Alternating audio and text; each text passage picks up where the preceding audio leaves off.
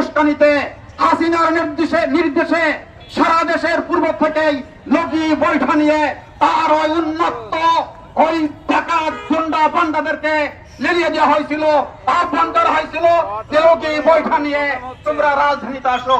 তারই অংশ হিসেবে সেদিন ওই পল্টনে যে রক্তাক্ত হয়েছিল, পল্টন রক্তাক্ত হয় নাই, গোটা বাংলাদেশ রক্তাক্ত হয়েছিল। সেই রক্তাক্ত দেখে বিশ্ব বিবেক হতবাক হয়েছিল। আজকে আমরা এই সমাবেশ থেকে সেই হত্যাকারীদের বিচার দাবি করছি এবং যারা সেদিন ওই হত্যাকার যজ্ঞে অংশ নিয়েছিল সেই আওয়ামী লীগ সহ তার যে দোসর 14 দল, তাদের রাজনীতি নিষিদ্ধ করতে হবে, তাদেরকে গ্রেফতার করতে হবে।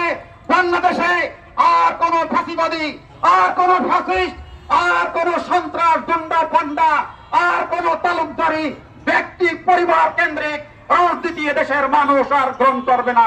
তাই আসুন, আজকে নতুন বাংলাদেশ গড়ার সময় এসছে, এই আহ্বান জামাত আপনাকে দিয়েছে।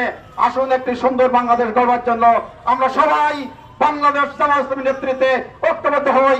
আল্লাহ হাফেজ। বাংলাদেশ জিন্দাবাদ, বাংলাদেশ জামাত ইসলামী জিন্দাবাদ। আসসালামু আলাইকুম।